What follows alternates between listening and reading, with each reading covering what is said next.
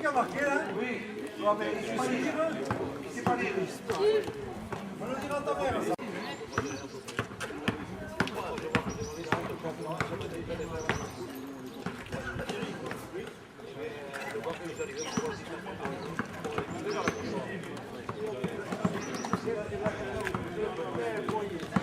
La campagne.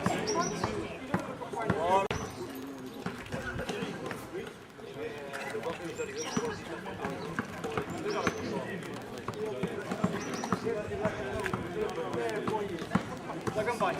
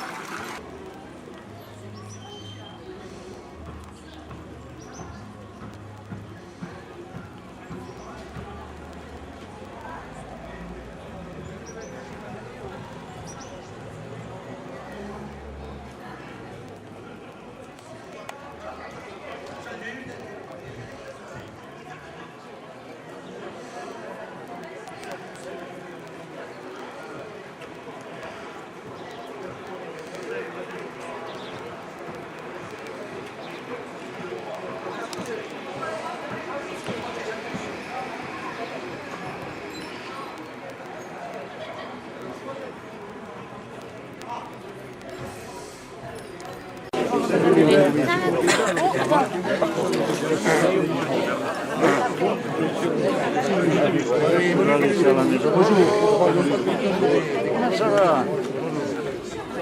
Vous allez bien? Au bureau de l'agglo. Voilà. Alors, à l'occasion de cette petite manifestation, nous recevons avec grand plaisir M. Georges Fetterman, président de l'association Arbre. Alors, Arbre, c'est des initiales, vous lirez sur le panneau ce que ça veut dire. Bon, vous aurez tout le temps. Arbre, alors, qui va remettre à la commune le label Arbre remarquable de France pour notre ormeau de Sully. Voilà. Alors, l'origine de cet arbre remonte à la fin du XVIe siècle, au début du XVIIe, où il a été planté sur ordre de Sully, ministre d'Henri IV et protecteur de l'agriculture. Alors, la date exacte de la plantation, on ne la connaît pas.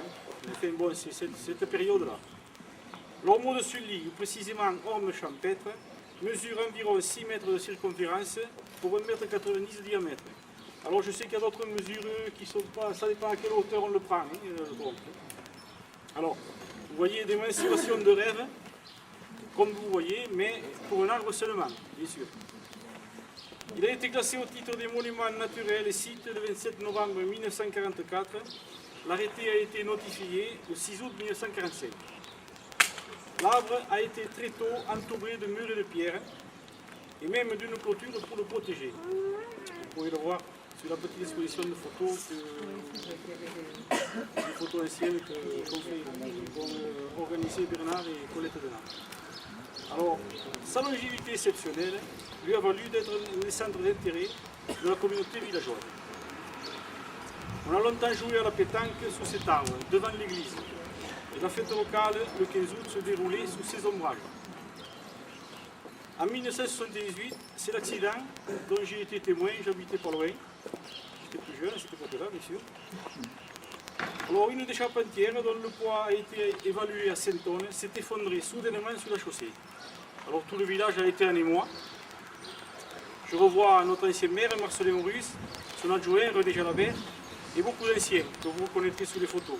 Tous stupéfaits de ce qui venait d'arriver. Soulagés qu'il n'y ait pas eu de blessés, tout de même, parce que ça aurait pu faire mal. On le croyait indestructible, il n'en était rien. Le géant était frappé en plein cœur. Les travaux d'élagage sévères ont suivi pour alléger au maximum la charge du houppier. Dans ces années-là, l'ormeau recevait un traitement insecticide le protégeant des parasites. À partir de 1989, j'ai été élu à la mairie et je me suis occupé avec mes amis du conseil municipal de l'entretien de l'arbre. C'est à cette époque que la graphiose de l'Orme a décimé la plupart des ormeaux du village, de la campagne environnante et je crois même de la France entière. Alors, pour la petite histoire, il existait trois autres ormeaux ici, à la place du jeune platane qui est là, une en face de la maison Brunel et un autre à l'angle. Sur les conseils du technicien, de l'expert forestier, nous avait conseillé à l'époque de les éradiquer, de les couper, pour pouvoir être protégé celui-là. Voilà. Pour pas qu'il y ait de contamination. Alors donc, sur les conseils de M. Mestre, expert forestier, l'employé municipal, M. Laurent Rouillac, puisque c'est lui qui a été le gardien de l'arbre depuis cette époque-là, a perfusé l'arbre tous les printemps avec du sandomide, fongicide liquide qui pénètre ainsi directement le système vasculaire, comme une personne. Pour contrer les attaques de galeruc, insectes qui dévorent le feuillage, dont le premier symptôme est la perforation des feuilles, un traitement OD6 est programmé à la demande du printemps à l'automne. Alors, on observe les feuillages, dès qu'il y a une petite attaque, on intervient. Voilà. En 1995, une demande de subvention a été déposée auprès des services de la DRAC à Montpellier. L'aide obtenue a permis une étude approfondie. Un élagage en verre a été effectué sous le contrôle d'un ingénieur agronome. Depuis l'accident de 1978 et l'application d'un mastic cicatrisant, dont vous pouvez voir encore quelques traces, qui a été reprise depuis, la question de la solidité de l'arbre posait problème, solidité mécanique. Après différentes études et recommandations, le conseil municipal a décidé de mettre en œuvre le projet présenté par M. Jalabert, ingénieur arts et métiers de Limoux. Alors, il n'est pas parent avec les Jalabert de Villesec, mais il le connaît quand même. Voilà, alors, des jambes de force en acier, coulées dans des fondations en béton, ont été installées sur chaque charpentière. Vous pouvez les voir, elles sont alors, ça a sécurisé la résistance mécanique de l'arbre. Bon, bien entendu, l'esthétique est quelque peu discutable, mais bon, il y a des moments où on est obligé de faire le choix. On a choisi la sécurité. Alors, toutes les actions qui ont été menées par les conseils municipaux successifs ont donc porté leurs fruits. L'arbre est toujours là, vivant et vigoureux. Un arbre, symbole de paix, ne devrait jamais mourir, a dit le poète. Oui, bien sûr, mais tous les scientifiques qui se sont penchés à son chevet sont catégoriques. Notre arbre est en fin de vie et disparaîtra, hélas, un jour, le plus tard possible. Alors, je remercie M. Jalabert, premier adjoint, qui, comme moi, a le souci de la préservation de l'arbre et qui a tenu à organiser cette manifestation en l'honneur de notre Mathusalem. Merci je voulais remercier aussi les représentants de l'association culturelle avec, qui sont présents, je crois, je ne les ai pas vus. Et M. Olivier, je l'ai cité déjà, voilà. Ils sont là-bas. Ok, voilà, merci à tous. Merci à Colette aussi d'avoir participé, Colette Donat, d'avoir participé à l'exposition photo que vous pouvez admirer tout à l'heure à la maison presbytérale où nous allons prendre le petit pot de souvenir ou de l'amitié, comme vous voulez. Voilà. Je passe la parole à M. Régis Banquet, qui va nous dire quelques mots. À toi, Régis. Merci.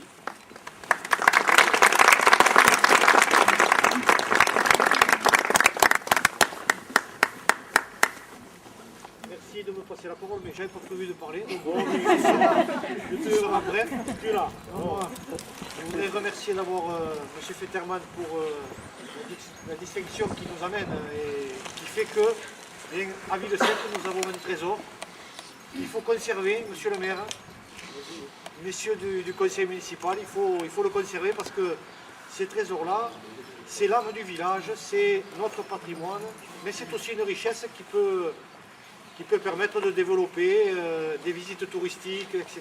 et une venue de personnes qui sont intéressées par les arbres anciens et par le patrimoine au sens large du terme. Donc merci M. Fetterman. Félicitations à tous les conseils municipaux du Villesec qui se sont succédés et qui ont entretenu cet arbre. Et cet arbre, le fait qu'il y ait quand même beaucoup de monde pour une manifestation autour de cet arbre-là, montre aussi que pour la population du Villesec, c'est quelque chose qui compte énormément et qui est accroché à leur histoire. Et donc, cette présence de la population démontre que cet arbre fait partie de leur histoire et ils y tiennent beaucoup. Alors faisons en sorte que cet arbre continue de vivre le plus longtemps possible et orne la commune de Villesec et en face que bien au-delà du canal du Midi, il y a un deuxième trésor de Villesec, c'est l'ormeau de Sully. Donc bravo à tous, merci monsieur encore Fetterman de cette distinction et j'espère qu'on continuera de voir cet arbre apporter un peu d'ombre à l'ensemble de la population pour le bien-être et souvent des conversations qui se passent ici devant la mairie pour le plus grand plaisir de la population. Alors, merci et bonne manifestation.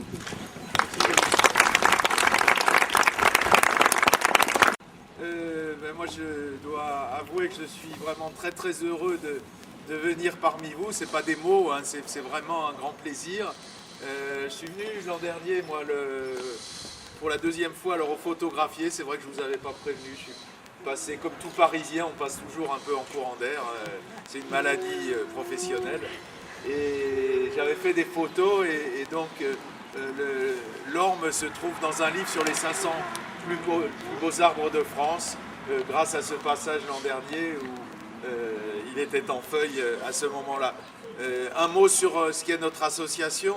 C'est une association qui tente de faire connaître, préserver, sauvegarder, inventorier des arbres comme celui-là, des arbres extraordinaires, des arbres très vieux, des arbres très gros, des arbres qui ont une histoire.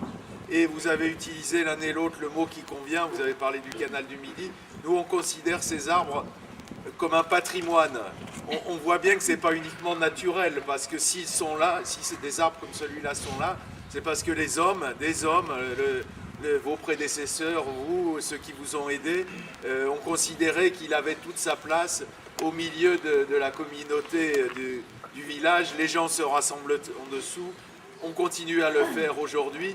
Et vous avez eu la sagesse, que ce n'est pas toujours le cas, mais ça commence à venir, de privilégier la sauvegarde de l'arbre en prenant les mesures qui s'imposent pour les problèmes de sécurité. On a vu beaucoup d'arbres dans les 20 dernières années disparaître comme ceci parce que il y a des risques. S'il y a une branche qui tombe sur quelqu'un, évidemment, c'est une catastrophe. Et dans les mairies, évidemment, on est obligé de tenir compte de ça.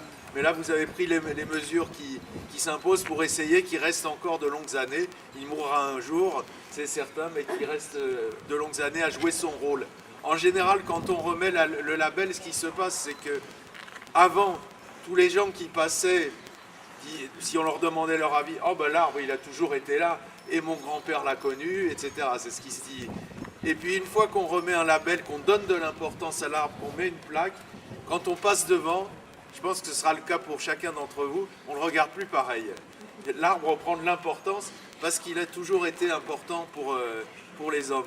Un petit mot historique pour compléter ce que vous avez dit, les ormeaux ou les ormes, c'est la même chose. Dans la région, on dit plutôt les ormeaux.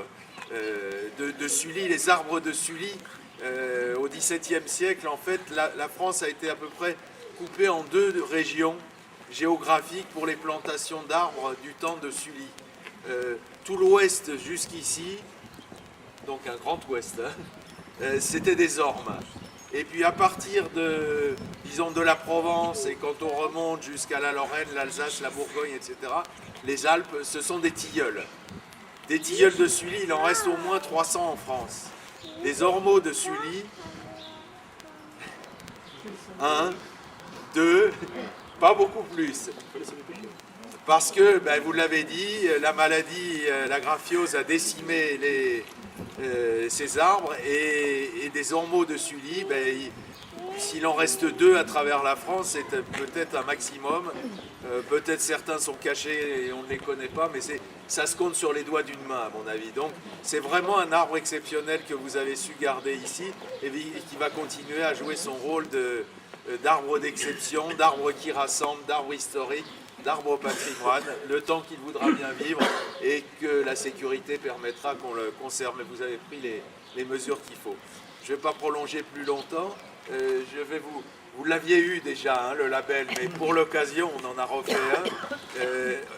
On vous avait remis le label à distance, mais on n'avait jamais eu l'occasion sous le soleil de la région de remettre le label Arbre remarquable de France. Donc comme j'étais à Port-la-Nouvelle, je vous ai suggéré dans le département de venir vous voir et vous avez avec M. Jalabert organisé magnifiquement l'événement. Donc on a refait la deuxième fois le label. Donc j'ai le plaisir de vous le remettre sous les flashs des photographes.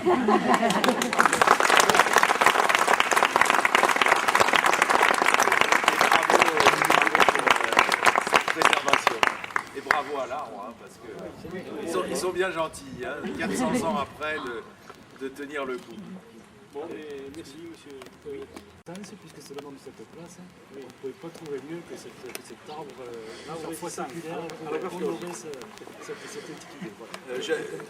J'ajoute une chose, il va y avoir, l'an prochain, on va fêter les 20 ans de notre association et on va faire le premier congrès des arbres remarquables de France. Pour l'occasion, on fera ce qu'on appelle un beau livre. Et avec 60 arbres sélectionnés à travers la France. Si vous me donnez les éléments, c'est pour ça que je vais vous piquer votre discours notamment, pour qu'on mette quelques petites histoires, voyez, d'ici. J'aimerais bien qu'on mette cet arbre parmi les 60 arbres qu'on aura retenus pour mettre dans ce beau livre du congrès des arbres remarquables de France. Voilà la proposition. Il faut juste quelques éléments à raconter sur Alors, il y avait le discours écrit et puis j'ai rajouté. Eh ben, non mais ça devrait suffire. Voilà. Comment? Vous pouvez accueillir le congrès si vous voulez. J'aimerais bien, ça me coûterait moins cher qu'en région parisienne. Bon, eh après cette présentation de M. Fetterman, je vous invite, et de tous les intervenants, je vous invite à rejoindre la maison préfectorale ou un petit vin d'honneur. Voilà. Merci à vous d'être venus.